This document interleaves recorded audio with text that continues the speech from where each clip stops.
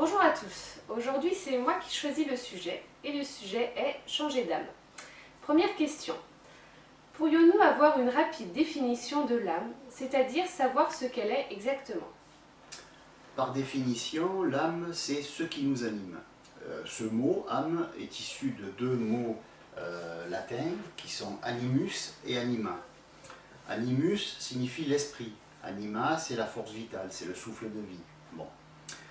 D'une manière plus pratique, plus pragmatique, qu'est-ce que l'âme? En fait, nous n'avons pas une âme indépendante. Chaque être humain n'a pas son âme, il n'a pas une âme à lui, mais il y a une seule âme pour toutes les extensions d'un même soi.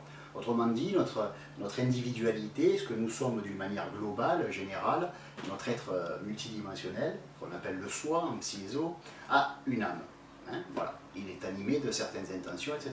Cette âme, imaginez un gros disque dur dans lequel il y a une manière de penser, une manière de ressentir et une manière de vivre et de considérer les choses et les êtres. Bon.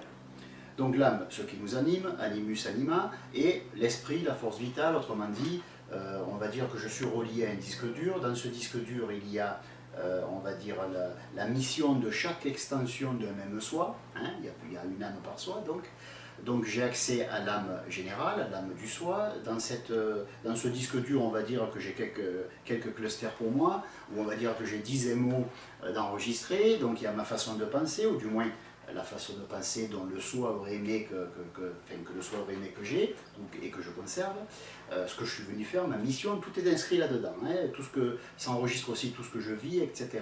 Donc l'âme, c'est ce qui nous anime, c'est quelque chose qui est à la fois de l'esprit, de la force vitale, donc c'est quelque chose d'informationnel, c'est quelque chose d'énergétique, et l'âme, à longueur de journée, se déverse à partir des plans supérieurs, se déverse en nous. On le verra après quand on parlera sans doute du corps psychique.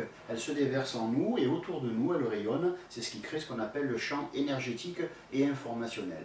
Autrement dit, quelqu'un qui est sensible à ces choses-là, qui les perçoit, qui a la vision psychique, appelez ça comme vous voulez, donc il y a une perception qui est des formes psychiques, peut savoir non seulement ce que nous pensons, en gros, en règle générale, donc il a accès à notre champ informationnel, et il peut nous prophétiser ce que nous vivons, ce que nous avons vécu et ce que nous allons vivre. En même temps, il peut avoir aussi accès au champ énergétique de manière à pouvoir avoir une idée de ce que nous sentons, de ce que nous vivons, si nous sommes en bonne santé, etc. Donc l'âme, c'est ce qui nous anime, animus anima, nos pensées, nos processus mentaux et la force vitale qui donne justement du pouvoir à ces processus mentaux. À condition que nous soyons vraiment une chose étant distincte de l'âme, que sommes-nous exactement par rapport à elle? Eh bien, je dirais que le fait que nous n'ayons qu'une vie explique beaucoup de choses, ou beaucoup de choses expliquent et témoignent du fait qu'en effet, nous n'avons qu'une seule vie. Je vais essayer de m'expliquer. C'est un sujet qui est assez complexe, je vais essayer de le résumer rapidement. Avant l'incarnation, donc le soi a une idée de ce qu'il aimerait savoir, donc il prend un petit peu de sa conscience et il la projette dans les plans inférieurs et il l'envoie sur Terre dans un nourrisson, enfin dans un bébé qui est en formation, et donc il incarne une partie de lui. Cette partie de lui, c'est de la conscience. Il incarne, on va dire, 10% de sa conscience globale, ça suffit largement. Et en s'incarnant, il amène avec lui, en incarnant cette partie de lui, il amène avec lui une idée de ce qu'il veut faire. Sa mission terrestre, on va dire, pour parler un langage plus abordable et plus simple.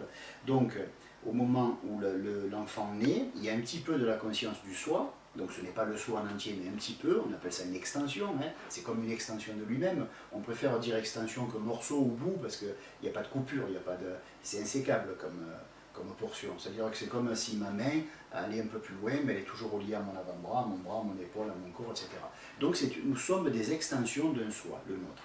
Bon, ce soi donc crée cette extension, il lui donne la force de pouvoir vivre certaines choses, et il lui donne un principe directeur, des idées générales, voilà ce que tu dois vivre une fois que tu seras sur Terre. Voilà. Ça, c'est ce qui nous anime. Donc nous naissons, notre corps est fourni par nos parents, par notre mère, donc voilà, on va dire que nos cellules à la naissance sont les cellules de la mère, notre subconscient, c'est le subconscient de la mère. Pourquoi? Parce que le subconscient, c'est la somme de l'intelligence de toutes les cellules de notre corps.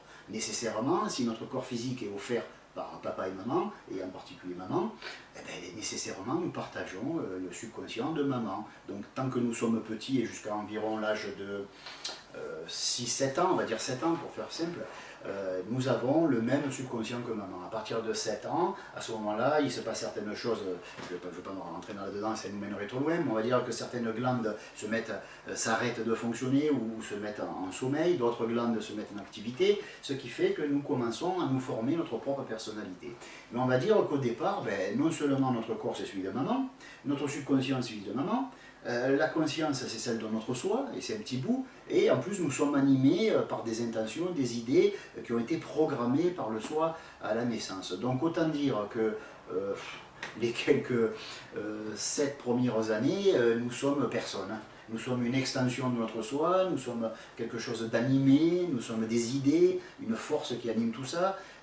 Voilà, il n'y a personne pour dire moi je, hein. On va dire que nous n'existons pas. Donc c'est vrai qu'au début de notre incarnation, nous sommes un robot de chair, nous sommes animés, et notre conscience, qui est celle du soi, et qui nous est offerte, c'est celle du soi, mais elle dort, elle sommeille. Donc on va dire que les 7 premières années, il n'y a personne qui est là, il y a simplement une reproduction de papa-maman, un programme vivant, un robot vivant. Voilà. Donc ça c'est les premières années. Et plus tard, il se passe certaines choses, on y reviendra peut-être plus tard ou dans une autre vidéo, il se passe certaines choses qui nous permettent de nous distinguer de papa-maman, de nous distinguer de la mémoire cellulaire ou corporelle, et de nous créer nos propres idées, de nous créer notre propre force, et surtout, créer une seconde conscience, qui est la conscience par soi et non pas la conscience de soi. Autrement dit, une conscience qui naît du fait qu'une partie de nous regarde vivre l'autre, cette partie de nous qui est détachée de la partie qui vit, grandit, et nous commençons à créer notre propre soi, notre conscience individuelle. Apparemment, il est possible de changer d'âme, cela en changeant notre état d'esprit. Oui. Est-ce exact? Oui, bien sûr, parce que puisque l'âme, c'est ce qui nous anime, et que l'âme vient de animus anima, autrement dit nos pensées, nos émotions, ou nos pensées, la vitalité avec laquelle nous pensons. Hein, parce qu'on peut penser faiblement, on peut penser avec force, et on peut être une espèce de petit tyran qui veut imposer ses idées. Donc ça, c'est la partie de l'âme qui est force vitale. Et la partie qui est information, ce sont les idées, les croyances, les concepts, etc. Hein, voilà. C'est quoi déjà la question? Alors, si on peut changer d'âme, est-ce que c'est possible? Voilà. Donc, étant donné que ce qui nous anime, ce sont nos pensées et nos émotions, si nous commençons à penser différemment, nous serons animés autrement, parce que les émotions vont avec les pensées. Si on change les pensées, les émotions le changent. Donc, on aura peut-être un peu plus de force ou peut-être un peu moins de force, on sera animé d'intentions différentes, voilà. Donc, c'est vrai qu'on peut changer d'âme tout simplement en changeant d'état d'esprit, de processus mentaux, d'idées, d'émotions, etc. Oui, on peut changer d'âme. J'ai cru lire dans un de tes articles sur ton blog Vivre-Livre que le corps psychique ou l'âme, c'était la même chose. Pourrais-tu nous en dire un peu plus à ce sujet? Oui, parce que selon les écoles, selon les traditions, selon les époques surtout, au Moyen-Âge, il n'était pas question de parler de choses techniques. Alors, au Moyen-Âge, c'était plutôt le mysticisme, c'était l'émotionnel, c'était je ne sais pas ce qui se passe, mais je sens que c'est bon, ou je ne sais pas ce qui se passe, mais je sens que c'est pas bon. Bon, voilà. On va dire que plus l'homme évolue, plus il développe sa mentalité. Hein. Le mental, à ne pas confondre avec l'intellect, hein, c'est l'intellect qui est responsable de la plupart de nos maux, hein, qui est formé par l'ego et le moi idéalisé, mais l'intellect c'est une chose, le mental est une autre. Plus notre mental se développe et plus il peut accueillir de concepts aussi bien supplémentaires que différents et que, on va dire, des concepts qui sont un peu plus fins, qui sont un peu plus développés. Voilà. Donc le développement mental est naturel. Encore une fois, si le divin, je le dis souvent, peut-être pas dans toutes les vidéos, mais si le divin a placé le plan mental au-dessus du plan astral, c'est que les pensées sont supérieures aux émotions. Hein. Je suis désolé, c'est pas moi qui crée l'univers, c'est le divin. Voilà. Donc nous allons vers un développement mental et même actuellement, et dans l'ère du Verseau, nous allons vers un développement supramental. Et dans le supramental, il y a deux énergies, deux polarités, une qui permet bien sûr de penser d'une manière supérieure et l'autre qui permet de ressentir d'une manière supérieure. Et on sera loin des émotions bassement humaines ou même normalement humaines. Hein. Lambda, les émotions lambda, les émotions que l'on qualifie soi-disant de positives, mais qui nous limitent plus que ce qu'elles nous libèrent. Donc voilà, les émotions supérieures, c'est quoi? Ce n'est pas une émotion positive nécessairement, c'est une émotion qui nous donne plus de force. Alors que les émotions normales sont des émotions c'est une énergie qui se brûle dans l'émotion. On ressent une émotion, on a brûlé l'énergie, on n'a plus de force. Donc voilà, alors qu'une émotion devrait nous apporter plus de force. Hein, voilà, c'est ça la différence. Mais on y reviendra dans d'autres vidéos, si tu le veux bien. Bien sûr. Une chose m'échappe. Si je réussis à changer d'âme, est-ce que je ne vais pas du même coup changer aussi de personnalité ou même de caractère? Et oui, parce que l'âme, c'est ce qui nous anime. Donc notre personnalité, elle est fonction de notre âme, elle est fonction de notre état d'esprit, de notre façon de penser, plus ou moins intelligente, plus ou moins positive, des émotions qui vont en découler, parce que chaque pensée est reliée à une émotion connexe. Si je pense bleu, je vais sentir bleu. Si je pense rouge, je vais sentir rouge. Chaque fois que je produis ou reproduis la même pensée, ben, je vais avoir la même émotion. Donc ça c'est mathématique. Hein. Chaque fois que je pense à Lucien qui m'a fait un coup vache, il me vient les boules. Bon, ben, chaque fois que je pense à Lucien, il va me venir les boules. Chaque fois que je vais penser à une personne que j'aime, je vais avoir d'autres réactions corporelles, surtout si c'est une belle femme par exemple, ou un bel homme. Voilà. Mais ce que je veux dire par là, c'est qu'à chaque pensée, il y a son émotion connexe qui lui est reliée. Donc même pensée, même émotion. Il n'y a pas de secret, c'est mathématique. Donc si nous changeons d'âme, si nous évoluons, parce qu'on n'est pas obligé de changer carrément, on n'est pas obligé de se transformer et d'avoir des oreilles qui poussent ou comme des loups-garous ou dans les films de science-fiction, on peut évoluer. C'est quoi la différence entre le changement et l'évolution? C'est que le changement est radical et il est subit, tandis que on va dire que l'évolution elle est lente et graduelle. Hein, voilà, c'est tout. L'évolution c'est un changement qui dure un peu plus longtemps.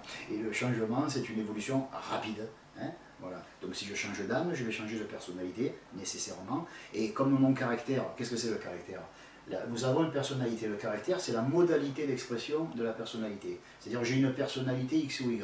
Bon, mais c'est mon caractère qui va définir la manière dont je vais exprimer cette personnalité. Voilà. C'est un petit peu comme c'est la phase passive. J'ai une certaine personnalité, mais je me tais. D'un coup, je me mets à m'affirmer, je me mets à m'exprimer, je parle, je fais des gestes, et là, mon caractère va ressortir. Parce que la personnalité, c'est quelque chose d'abstrait, c'est quelque chose de potentiel. Et il faut bien qu'elle se manifeste d'une manière ou d'une autre. Or, le caractère, c'est les modalités d'expression, de manifestation de la personnalité. D'accord. Est-ce qu'il est possible de changer d'âme à notre insu? Eh oui, eh oui. Hélas, je dirais, parce que bon, c'est rarement positif d'ailleurs, dans le sens psychologique du terme.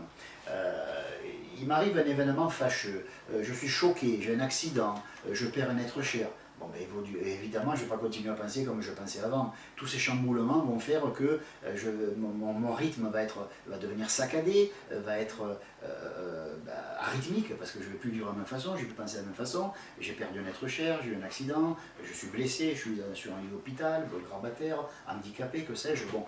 Donc oui, il y a plein d'événements, il y a plein de circonstances, et il y a des gens que nous rencontrons qui transforment notre façon d'être, parce que justement, ça casse notre rythme, hein, ça l'accélère ou ça le ralentit, et de toute façon, ça a une incidence sur notre personnalité, ça a une incidence sur notre âme, et donc nous pouvons changer d'âme, et donc de personnalité, et donc de caractère, parce que tout ça c'est lié, hein, c'est un pack, hein, et donc à notre insu, oui, autrement dit, dans le sens de malgré ma volonté et contre notre volonté, et oui, surtout par des événements malheureusement plus dramatiques qu'agréables.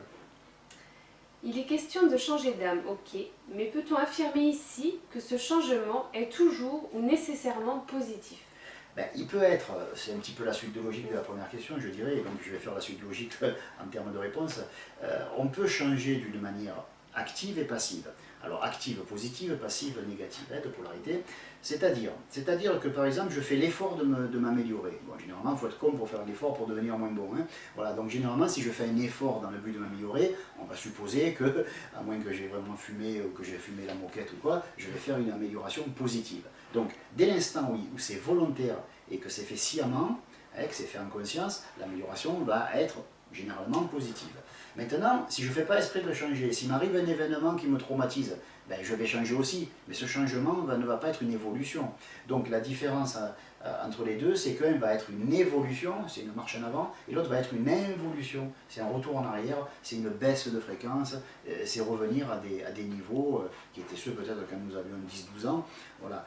Malheureusement, il y a des adultes qui se comportent d'une manière immature, on se dit, est-ce qu'ils sont nés comme ça? Pas nécessairement, hein, les pauvres, peut-être qu'ils ont vécu des événements dramatiques, et que comme ils n'avaient pas une force, enfin une âme, force d'âme on dit bien, comme ils n'avaient pas une âme très puissante, autrement dit, qui avait beaucoup d'énergie, et que la plupart de l'énergie était brûlée par les émotions, hein, comme on dit, donc voilà, si la personne a une âme qui est un peu faible, ou qui n'a pas une âme très forte, si elle vit un événement dramatique, elle n'a plus d'énergie, elle ne peut plus faire face, et donc le coule, hein, comme on dit psychologiquement parlant, pardon. Donc voilà, oui, il peut arriver ce genre d'incidence malheureusement.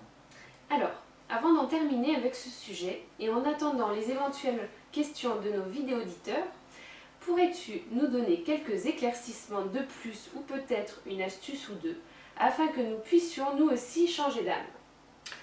Oui, parce que dit comme ça, c'est vrai, les gens pensent que l'âme c'est quelque chose, d'une entité à part, que c'est nous dans l'après-vie, tout ça. Non, non, l'âme c'est ce qui nous anime, hein, donc vous pensez d'une manière, vous ressentez d'une manière et donc vous vivez d'une manière, ben, c'est ça l'âme. Bon, est-ce qu'il est bon de changer d'âme?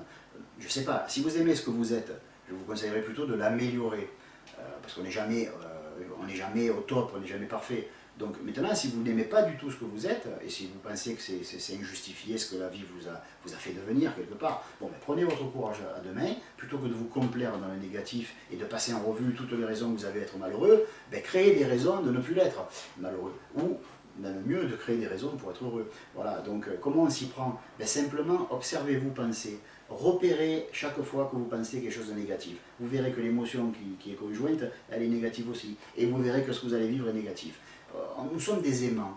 On va dire, on va parler en termes simples. C'est pas tout à fait exact ce que je dis, mais c'est pour me faire comprendre. On va dire que si vous avez des pensées agréables, vous allez devenir un aimant de polarité positive. Et vous allez attirer, non pas ce qui est négatif en termes psychologiques, mais ce qui est négatif en termes de passivité. C'est-à-dire, par exemple, si vous avez confiance en vous, que vous avez des pensées positives dans le sens psychologique du terme, vous allez vous polariser positivement et vous allez attirer les choses qui sont neutres ou passives. C'est-à-dire, par exemple, de l'argent. Beaucoup de gens veulent de l'argent. Je dis, comment on fait pour attirer l'argent? Ben déjà, il ne faut pas être négatif, parce que sinon, l'argent, il ne sera attiré à vous que s'il était positif. Or, l'argent, comme tout bien personnel, comme tout bien matériel, voilà, merci, c'est quelque chose de polarité négative. Hein, voilà. Je parle de polarité, hein, comme la batterie d'une voiture, je ne parle pas de négatif dans le sens de malsain, je parle de polarité négative-positive. Si vos pensées sont harmonieuses, la polarité de votre être, de votre rayonnement va être positif. Et vous allez attirer à vous tout ce qui est négatif, dans le sens polaire toujours, et autrement dit, l'argent, le bonheur, des choses qui se vivent et qui ne font rien. L'argent ne fait rien, vous allez faire quelque chose de l'argent. Et il faut que vous en amassiez. Bon, mais pour amasser assez d'argent, il faut que vous soyez très positif en termes de polarité, de manière à attirer tout ce qui est négatif, c'est-à-dire un meuble est de polarité positive, négative. L'argent est de polarité négative. Le fait de vous faire des amis qui vont venir à vous, et donc qui ne font rien, qui sont attirés par vous. Donc toutes ces choses-là, toutes les choses que nous désirons tous, peu ou prou, ben, ce sont des choses de polarité négative. La seule chose qui est de polarité positive, c'est votre mental, et non pas vos émotions. Votre mental qui est fort, qui est polarisé, et vous attirez à vous tout ce dont vous avez besoin, tout ce qui vous manque pour être complet, pour être heureux, etc. Et toutes ces choses-là, encore une fois, sont de polarité négative. Maintenant, comment on devient positif soi-même? Ben, c'est pas en positivant, parce que c'est ça qui est gênant, c'est que les gens ont confondu être positif dans le sens psychologique du terme, autrement dit avoir des pensées agréables, d'amour, de paix, que sais-je encore. Voilà. Ça, c'est pas être positif, ça veut rien dire. Être positif, c'est être de polarité positive. Et comment on devient de polarité positive? Simplement en créant, si on n'en a pas, et en entretenant des pensées qui, elles, ne sont pas positives, mais elles sont agréables. Toutes pensées qui produisent de l'amour, de la paix, de la joie et du plaisir. Il y a 4 choses à retenir, hein, c'est pas compliqué. L'amour, la paix, la joie et le plaisir. Toutes pensées qui produisent ce genre de sentiments connexes, ou d'émotions, ou d'énergie, ce que vous voulez, vont vous polariser positivement. Mais ces pensées-là ne sont pas positives, elles sont simplement de polarité positive. Donc comme nous sommes un amalgame de pensées et d'émotions, plus ces pensées et ces émotions sont positives, et surtout les pensées, plus vous allez devenir attractif. On parle de la loi d'attraction. Mais la loi d'attraction, ça ne veut rien dire. C'est nous qui devons être attractifs, parce qu'on ne va pas attirer l'être aimé chez le voisin, on va l'attirer à nous. Donc c'est nous qui devons être attractifs. Donc ce n'est pas la loi d'attraction, c'est la loi qui nous permet de devenir nous-mêmes attractifs. Hein. Parce que si j'emploie la loi d'attraction pour que le voisin ait plus d'argent, c'est sympa pour lui, mais moi j'en ai pas d'argent. Voilà. Donc il faut arrêter un petit peu ces trucs-là, ces modes venus d'Amérique, du New Age, d'un seul coup tout le monde est ésotériste. Bon, je ne veux pas critiquer, je ne dis pas que tout ça est faux, attention, loin de là. Mais je veux dire que bon, chacun son métier, hein, celui qui répare les voitures, il ne devrait pas opérer à cœur ouvert. et celui qui est spécialiste des poumons, il devrait éviter de toucher un carburateur ou de toucher un allumage électronique, etc. Voilà. Je ne veux pas être négatif, mais je veux que les choses soient claires. Il y a des gens qui sont spécialisés là-dedans, qui étudient depuis 20, 30, 40 ans. Je veux dire, bon, ben, ils ont tout ce qu'il faut pour connaître ces choses-là. Ils étaient là avant, ils sont là toujours, et d'un seul coup, pouf, on a des spécialistes là qui étudient 6 mois, qui font un stage ou 2, et qui commencent à vous raconter des choses en vous parlant de la loi d'attraction. Et je regrette, mais ça n'existe pas, la loi d'attraction. Déjà, tout est double. S'il y a une loi d'attraction, il y a une loi de répulsion. Donc, il serait peut-être intéressant d'apprendre aux gens comment devenir attractif et d'éviter de repousser les choses souhaitées. Parce que ces choses qui sont souhaitées, encore une fois, elles sont de polarité négative. Hein, en polarité en termes d'électricité, si vous préférez. Donc, si elles sont négatives, pour les attirer, si vous avez des pensées qui vous font devenir de polarité négative, et non pas des pensées négatives, encore une fois, j'insiste lourdement, à ce moment-là, vous allez repousser. Donc ça va être la loi de, pour raconter des conneries, ça va être la loi de répulsion. Voilà. Il y a des fois, vous rencontrez des gens, vous dites, ouh là là, cette personne me repousse. Ah, mais vous ne croyez pas si bien dire. C'est simplement que vous avez la même polarité, c'est tout. Ce n'est pas nécessairement une personne qui est méchante. C'est une personne qui peut être aussi grande de gueule que vous, donc elle vous repousse, et c'est peut-être une personne qui est aussi faible que vous, alors elle vous repousse. Il faut être polarisé de manière opposée et complémentaire pour pouvoir se complémentariser, pour pouvoir s'épouser, être heureux. La plupart des couples ont la même polarité, c'est pour ça qu'ils ne s'entendent pas. Voilà, il faut qu'il y ait une complémentarité, ok, mais il faut surtout deux pôles opposés et complémentaires. Une femme doit avoir une polarité qui est négative, un homme doit avoir une polarité qui est positive. Et quand les deux sont dûment unis, il naît une troisième condition qui est la richesse, aussi bien intérieure qu'extérieure. Et c'est le couple parfait. Et ça, c'est un autre sujet. Merci pour toutes ces réponses. En attendant la prochaine vidéo, vous pouvez nous envoyer vos questions à l'adresse qui s'affiche en bas de l'écran. Merci et à bientôt.